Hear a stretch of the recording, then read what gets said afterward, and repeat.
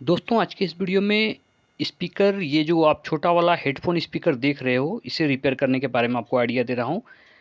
ऐसा स्पीकर आजकल दोस्तों बहुत लोग पसंद करते हैं क्योंकि ये जब आप कान में लगाते हो तो ये आपको आराम देता है। ये देखो यहाँ से ऐसे ही टूटता है, ये देखो इसका वायर मूवमेंट होती है, वायर इधर उधर घूमता रहता है, इस वजह से ये इस तरह से टूट जाती है। और जैसे ही टूटती है हमें लगता है कि भाई ये अब तो रिपेयर नहीं कर सकते क्योंकि ये छोटा वाला स्पीकर है, भाई तो रिपेयर होगा नहीं, इसे फेंको और दूसरा लो। और हम लोग क्या करते हैं, ओरिजिनल स्पीकर को हटाते हैं और उसके जगह पे डुप्लीकेट स्पीकर हम खरीद लेते हैं मार्केट से, जो कि हमें 50 रुपया से लेके 250-300 रुपया तक मिल जाता है। बट दोस्तों इतना यकीन करो कि जो ओरिजिनल है वो बेस्ट है और उससे हम आसानी से रिपेयर कर सकते हैं। ये देखो इस तरह से वायर इसका अंदर है, इसके अंदर आपको वायर दिखेगा, एक कॉपर कलर का रहेगा और एक थोड़ा रेडिश रहता है।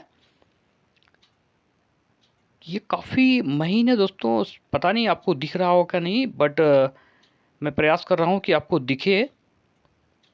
ये देखो, अब सबसे अच्छी बात क्या है कि इसमें कोई प्लस माइनस आप कहीं भी जोड़ दो, कोई दिक्कत नहीं है। और ये है स्पीकर दोस्तों जो कि वायर इसका टूट गया है और ये खींच के बाहर भी निकल गया है। और ऐसी स्थिति में स्पीकर जो ये हेडफोन वायर रहता है उसे हम लोग फेंक ही देते हैं। हेडफोन वायर से दोस्तों आप माइक कैसे बना सकते हो, इसी चैनल पे उपलब्ध है वीडियो, अगर नहीं देखा है तो भाई देखो। और आपके जो हेडफोन वायर हैं उसका इस्तेमाल आप कर सकते हो। तो दोस्तों इससे सबसे पहले खोलने का मैं आइडिया आपको दे दूं, क्योंकि इसे खोलना काफ़ी कठिन होता है। आपको लगता होगा कि भाई इसे खोलना बहुत कठिन है, बट ऐसा है नहीं। ये आसानी तो नहीं, बट थोड़ा मेहनत करने के बाद ये खुल जाएगा। ये बहुत आसानी से वास्तव में नहीं खुलता है। आपको यहाँ पे देखना है, यहाँ एक जॉइंट सी नज़र आती है, ये इससे पहले हटा देते हैं। और दोस्तों यहाँ पे आपको एक इस तरह से यहाँ पे एक जॉइंट दिखेगा। अब इसी जॉइंट के ऊपर आपको एक सेफ्टी पिन ले लेना है या सुई ले लेना है और वहाँ पे इस तरह से आपको दाग मारना है धीरे धीरे, क्योंकि जब कंपनी इसको साटती है तो वो थोड़ा गर्म करके साटती है, इस वजह से ये काफ़ी अच्छे से टाइट रहता है और काफ़ी चिपका हुआ रहता है। क्योंकि अगर ये ढीला रहेगा दोस्तों तो सबसे बड़ी प्रॉब्लम आएगी कि स्पीकर का जो आवाज़ है वो फटेगा और वो झरझराएगा। इस वजह से इसे काफ़ी टाइट करके कस दिया जाता है, बट ये असंभव नहीं है खोलना। ये देखो इस तरह से घसने के बाद आपको एक छेद बनाना है इसमें, इस तरह से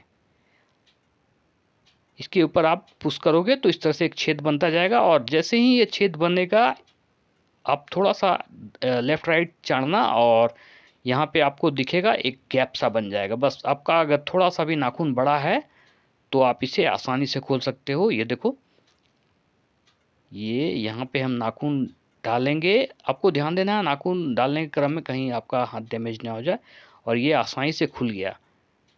बस एक ट्रिक है खोलने की, आप पिन से पहले इसका जॉइंट को घस दो और एक छेद बना के थोड़ा सा पुश करोगे तो ये खुल जाएगा। और ये देखो इसके अंदर 2 पॉइंट आपको दिखेंगे, एक्चुअली 4 पॉइंट दिखेंगे बट 2 आपस में मिला हुआ रहेगा, यानी 2 अलग अलग जो इंडिविजुअल पॉइंट्स हैं उसी के ऊपर आपको सोल्डिंग करना है। और आपको ध्यान देना है कि जिसमें ज़्यादा रांगा लगा हुआ वहीं पे सोल्डिंग करना है, क्योंकि कम रांगा वाला जो पॉइंट है वो स्पीकर का कॉइल पॉइंट है। और अगर हम उसे छेड़ेंगे और इससे दोस्तों इस तरह से पिन से अगर आप चाहते हो तो स्पीकर तो निकल जाएगा, बट स्पीकर निकलने के साथ ही ये स्पीकर ख़राब भी हो जाएगा, क्योंकि इसका जो कवर है वही उखड़ेगा। इसलिए आप इसे कभी भी निकालने का प्रयास मत करना। बस इतना खोलने के बाद ही आपको कस देना, इसे सोल्डिंग कर देना। और देखते हैं इसका कॉइल तो कहीं ख़राब नहीं हुआ, तो हमें दोस्तों इसे डिजिटल मीटर से टेस्ट एक बार कर ले। दोस्तों डिजिटल मीटर का ही वीडियो हमारे चैनल पे है, नहीं देखा है तो भाई देख लो। और अब सबसे पहले हम कंटिन्यूटी रेंज में रख के इसका स्पीकर का पॉइंट को चेक करते हैं कि भाई ये सही है या नहीं, क्योंकि एक बार टेस्ट हो जाएगा तो कॉन्फिडेंस हो जाएगा। ये देखो ठीक है, एक बार यदि हम टेस्ट कर लेंगे तो इस बात की कॉन्फिडेंस हो जाएगी कि भाई ये स्पीकर ठीक है और इस पे मेहनत करना सही है। नहीं तो क्या होगा कि वायर वगैरह जोड़ने के बाद काफ़ी मेहनत के बाद पता चला कि भाई स्पीकर ही ख़राब है। तो ये स्पीकर तो ख़राब नहीं है, ये कन्फर्म हो गया। अब रही बात कि अब इसमें वायर कैसे जोड़ेंगे, ये भी एक कठिन काम है, बट दोस्तों यकीन करो ये बहुत ही ईजी है इसे जोड़ना। इसे खोलना थोड़ा कठिन है, बट इसे जोड़ना, इसका वायर जोड़ना बहुत आसान है, बहुत तो नहीं बट आसान है।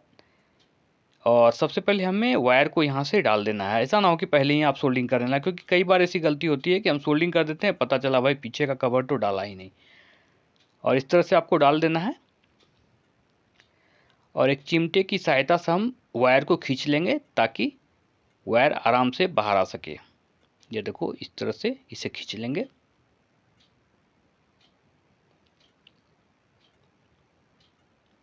और इसके खींचने के बाद हम इस तरह से इसे और थोड़ा बाहर कर लेंगे। और वायर जो काफ़ी बड़ा है वहाँ पे हमें गांठ दे देना है ताकि वायर हमारा अंदर से खींचे ना। और इस तरह से खींच के यहाँ पे हमें देख लेना है कि सोल्डिंग करने के लिए जो वायर है वो हमारा बाहर थोड़ा रहना चाहिए। और इतना ही छोटा आपको वायर को गांठ मारना है कि ऊपर से जब आप इसका कवर लगाओ तो आराम से लग जाए। क्योंकि अगर वायर को आप सोचो कि थोड़ा बड़ा छोड़ देते हैं तो भीतर में उतनी जगह है नहीं। और अगर थोड़ा सा भी जगह है और अगर आप चाहते हो कि वहाँ 2 गांठ बांध दे तो फिर आपका स्पीकर का जो सराउंडिंग है वो अच्छा नहीं होगा और इस वजह से आपका स्पीकर बजेगा नहीं अच्छा। और थोड़ा वायर को काट लेते हैं। अब इस वायर को दोस्तों सोल्डिंग करने के लोग क्या करते हैं, मैंने देखा है कई सारे टेक्नीशियन को कि वो लोग इसको माचिस से पहले जलाते हैं, जो कि बिल्कुल गलत है एकदम। इससे हमें माचिस तो बिल्कुल लगाना नहीं है। बस इसमें थोड़ा हम रांगा लगाएंगे। और रांगा लगाने के लिए हमें थोड़ा सा सोल्डर को ही इसमें डाल रहा हूँ ताकि रांगा इसमें अच्छे से भींग जाए। रांगा थोड़ा गला के इसमें लगा लेना है। और इस तरह से आपको करना है।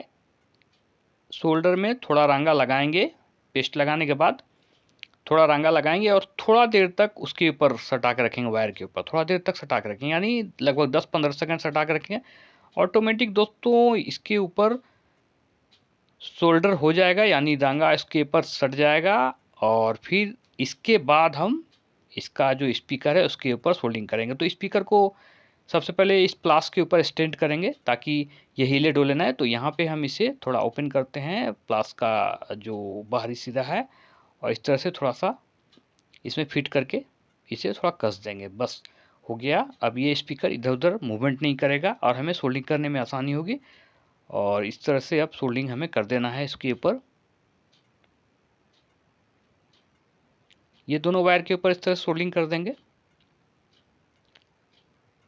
देख लो ये कितना आसान है। और ये बिल्कुल सोल्डिंग हो गया और बहुत ही अच्छा सोल्डिंग हुआ है, यानी एकदम कंपनी जैसा सोल्डिंग हमने किया है।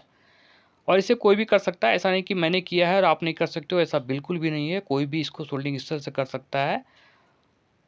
और आपको ध्यान देना है कि जो दोनों वायर है वो थोड़ा गैप में रहे।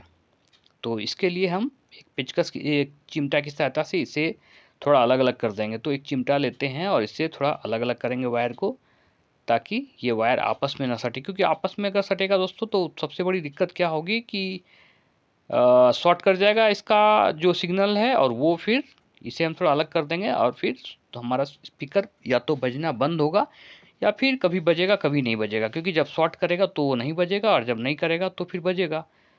और इस तरह से ढक्कन को फिर से पुश करेंगे। बस यहाँ पे लोग क्या करते हैं कि इसमें थोड़ा सा फेविक्विक दे देते हैं, यानी फेविक्विक अगर दोस्तों आपने दिया तो फिर ये लाइफ टाइम के लिए पैक हो जाएगा, वो फिर खोलना बहुत मुश्किल है उसे।